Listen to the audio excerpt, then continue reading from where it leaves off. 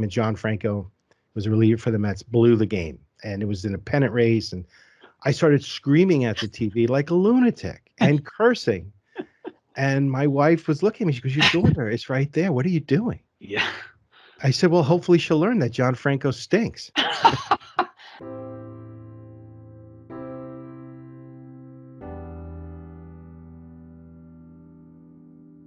Hello, everybody, and welcome to this episode of Fire Pit Chat with Ben and Joe. I'm Joe. Hey, Ben, how are you? I'm doing well, man. We are continuing our series with 12 Steps to Peace. And today we're going to talk about building a spiritual base. We're going to look at steps 1, 2, and 3. And again, really, really important. The focus on the steps here is a framework, right? So it's a framework that we can all potentially use if we want to. Everything's at your own will, your own free will. So it doesn't necessarily mean you have an addiction problem or an eating problem or a gambling problem. It may not be you have a problem at all, but there may be a certain compulsion or a sin, or maybe just something that you're doing in your life that's nagging at you, or maybe your pastor has been talking to you privately, say, "Hey, look at this or look at that," or maybe something he's preaching on Sunday, and you realize, "I've got that, and I can't seem to shake it." So step 2, came to believe that a power greater than ourselves could restore us to sanity. So this is really the beginning where, and just historical context, when the steps were written or first contemplated in 1934, there was a lot of debate from 1934 to 1939 about the use of God. They wanted to use Christ, and they felt that they wanted to use a higher power, or as in the third step, God as we understood him, or a power greater than ourselves. And so, but this is the first point here where now they've changed power. So powerless in the first step now gets shifted or transitioned to a power greater than ourself. Mm-hmm. And there's two parts to this too. Well, there's really three parts. So there's a power greater than me. Again, with pride, that could be something that I need to do, but could restore us to sanity. So now I have to say, well, wait a minute, am I insane? I don't think I'm insane. Mm-hmm. And then came to believe. So there's a process here. So there's some time when we look at this. So there's a couple of pieces going on here, but it's all towards building that spiritual base. So one, is there a power greater than me? I've admitted in the first step that I'm powerless. So that power has to come from somewhere else. Mm-hmm. And that power is greater than me. And then, and you had referenced it before, right? In that unmanageability, I had been doing things that were potentially insane. Again, it may be more obvious with a big, addiction or something like that, but it may be also just with my anger. Like I get insane when I turn on Fox News or CNN, and my rage. And I saw my daughter was about a year old in 1998. And I'm a big Mets fan, and she was in her swing in front of the TV, and I was watching the Met game, and John Franco was a reliever for the Mets, blew the game, and it was in a pennant race, and I started screaming at the TV like a lunatic and cursing. And my wife was looking at me. She goes, "Your daughter is right there. What are you doing?" Yeah. I said, "Well, hopefully she'll learn that John Franco stinks." And I was sort of kidding around, Right. but my anger was making me do insane things. That over my 6-month-old daughter, I'm cursing and screaming and yelling. She's not going to necessarily remember that or hear it, but I was doing it. Right. That's that insanity. Right. So then it's coming to believe that this power, I have no power in the first step. The second step says there's a power greater than me, could restore me to sanity. And the key word that I was taught with this step was the word could. So there's no birthright. There's no guarantee that this higher power, or God, if we want to call God, would restore me to sanity, but could, which means that's my skin in the game. So God could restore me to sanity, but not just the opposite analogy of the cut in our hand. It's not just that it's going to happen naturally. There's an element of that, but there's also pieces I've got to put my own skin in the game and really start to believe that this power is greater than me and could restore me to sanity. Yeah. So in the Judeo-Christian context, I think some of this is reflected in the idea that God covenants. He calls people to himself, and he covenants with them. And clearly the initiative is with him. I mean, in biblical terms, we wouldn't even want to return to God. Even our pain and misery and desperation because of our disobedience and wandering wouldn't be enough to drive us back to God unless he called us. He came to us and showed us the way. But as he does that, it's not just this kind of force working on us. It's a relationship. It's a covenant. It's there. He comes to us, and there is a real response. And so our whole beings are engaged with this God. And the goal of that covenant is to love, in the words of Deuteronomy, to love the Lord your God with all your heart, mind, soul, and strength. Like everything in you is in love with him, is seeking him. So yeah, I think one of the things about the Christian teaching about God is that it just reminds us that God he's been called the Hound of Heaven. This isn't just some abstract power out there. It's a God who comes and seeks. He's the shepherd who goes looking for the lost sheep, and I think there's something very powerful about that, but it doesn't eradicate the human response at all. Far from it. It actually calls it forth. So would you say that covenant is two-sided, right? So Yeah. God has his piece, but I have to do my piece. Yeah, right? I mean, it's not a one-sided covenant. I have to show up and do the work. Right. And I mean, I think, this gets into some maybe finer points about how grace works, but I think we would want to say at some point we realized that it was only God's grace that even made my response possible, which is to say, God has to get inside of my heart and do some healing. He gives me the want for him. But that doesn't erase my agency, the reality of my response. It actually awakens those parts of me that are dead and shriveled and powerless and empty, and he fills them with life so they can be what he made them to be again. And that's all.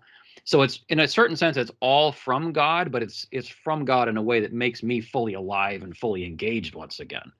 So someone might say, okay, this sounds fun. This is nice, but what does God care about my anger or my pride or my greed? Yeah, great question. But I believe God cares quite a bit. Well, if he made us for himself, I mean, again, I realize we could go a long way into this, and we don't need to now necessarily, but some of this comes back to your understanding of what is our relationship to God. If he made us, if we are his creatures, and he made us for a relationship with him and to live in his world and to take care of his world and in a certain sense to rule over it, then our response to him and our response to each other and our response to even the world we live in matters to God enormously. And in fact, matters to him more than it matters often to us. Right. I'm thinking about, again, if we think about the larger, right, the more overt things, clearly, I don't believe God wants us to be drunken and disorderly or harm our health with our diets and do those other things. But this is really important. And in the sermon last week, you had talked about our words. Oh yeah. Right, and our how our words are judged. Yeah. By God, and so. To me, they're different socially. Like if someone has an opiate addiction versus somebody who's angry at his family, they're certainly different. I read a book called Every Man's Battle, and it talked about the concept of obedience versus excellence. Yeah. And so they don't want to fall. I don't want to fall into this trap. It says, well, I'm really good. Yeah, I do these three things, but I'm really much better than everybody else. Yes. And that God calls us to be obedient and not give ourselves, passes on these things. And so that's where I was thinking, about that sermon is I'm guilty of this. And I imagine other people might be, is say, well, I'm doing pretty good in most areas. So this isn't really important. Why does this framework matter to me? But thinking back to what you shared in the sermon, it sounds like a good thing for people to know is that God cares very much. Well, it gets back to what you said about behavior as opposed to, I mean, maybe we could just say, as opposed to our loves, like our deepest, the loves of our hearts. I mean, Jesus, makes the point, for example, it's all fine and well to say you shall not kill, you shall not murder, right? The 10 Commandments. But he says, if you hate your brother in your heart, there's a sense in which you've already killed him in your heart, right? Like, I want you out of my life. I'm done with you. Isn't that a kind of murder in the heart? And so it seems to me that this, as we engage this power, God himself, who made us for himself, we are dealing with a God who's interested in not just the outside of the cup being washed, but the inside, Right. right? Getting into the real marrow of who we are and healing us from the inside out, which I think is far more wonderful and glorious and just getting some behavior straightened out. Right. And in that context, that sanity could be aligning with these things that are maybe not as obvious to us in terms of our actions, our behaviors, but are still displeasing. Right. Right. Insanity really is often a problem at the level of motivation and kind of the deepest things that our hearts are searching for. Like if you have a desperately hungry soul, it might be insane what you turn to, but it might be that part of the insanity is that emptiness itself. Until that's resolved, maybe you just exchange one insanity for another. And so there's just a lot going on with this. So that second step is like, man, I have to come to grips with, again, to build that spiritual base, that there Mm, is a power greater than me and could restore us to sanity, could mm. also be interpreted as could um, restore me to the word, could restore me towards what he wants me to be. And that the Yes. ultimate sanity is God's will, which we're going to talk about in the next step in a minute. Yep. But the ultimate sanity is God's will, not my will, because my will Yes. will lead me into many ditches. Yes, exactly. Just so much can be said about all that. But that's great stuff, man. And so coming to believe, and there's an important part of this is time. Again, it's a process. I can't. Hmm. I may be the first, and there are some people who believe you can take the first step in a minute if you're that beaten. But it wasn't a minute, right? Mm. It was, to your point earlier, step zero, right? It was life. I spent a Yes. lot of time getting ready for that minute, Yes. Oh and my. Yes. so that first step could be, man, I'm done. I'm cooked. I'm Hmm. fried. Hmm. But so some people aren't as cooked. They're at 50.1%. Some people will maybe be at 80% when they finally, Yep. get to that place. Yep. So that first step is that powerlessness. So the spin and the second step is more time. So it's came to believe. And again, there are some people that will just say, I get it. This power, God is great. Hmm. God's restored me to sanity. Maybe they have a white light experience, Hmm. but there's also a time, and I Hmm. think there's a part of when we talk about the base and not rushing it, right? Yes. Let God take His time Yes. to show us experiences, show us in the world. It may mean I do this thing over again, right? Like they said Mhm. to somebody else, here's $20, go drink, and Yep. then have that experience again because it does take time for me to build that base, right? I'm going to build this foundation and it needs to be on bedrock and Mhm. solid. So came Mhm. to believe. And sometimes I've seen people try to rush that. It's like, okay, I'm good. I'm good. Let's go to the next one. Yes. And that doesn't necessarily work. There is an element of time.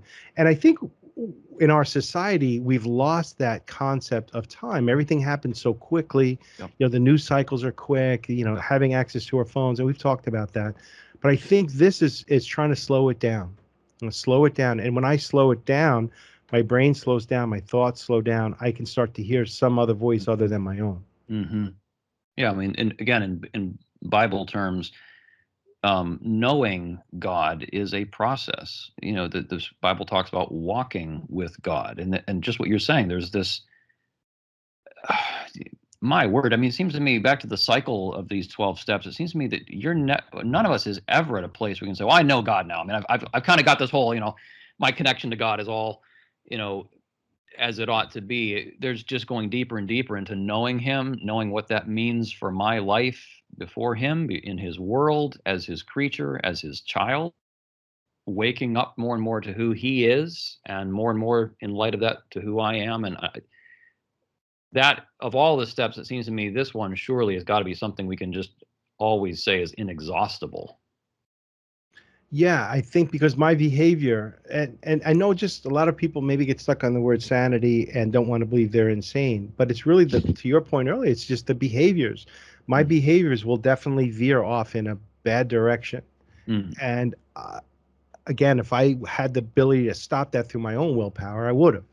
yeah, Um, yeah, this wouldn't be something that I'm talking about, but it's that first opening the belief that God's not just a pinch hitter. Yes. right? And he's not. I'm Yes. not in a foxhole. It's not a foxhole Yes. God.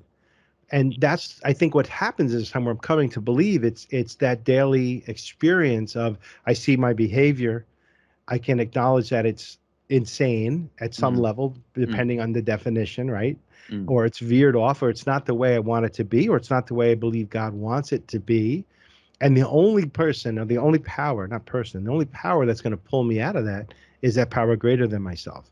And so I need to have that repetition over time. It's something that builds over time. And to your point, and what the trick is, a spoiler alert, the 12 steps says we're going to go back and do all these steps every day in our lives anyway. Mhm, mhm. But Yes. but but yeah, that piece of time and patience and seeing my behavior. And I think the most important part of that is realize I can't stop it Yes. on my own. I may be able to, for this moment, not eat that piece of bread or that candy, or I may, not yell at my wife and turn Mhm, around, but I will later.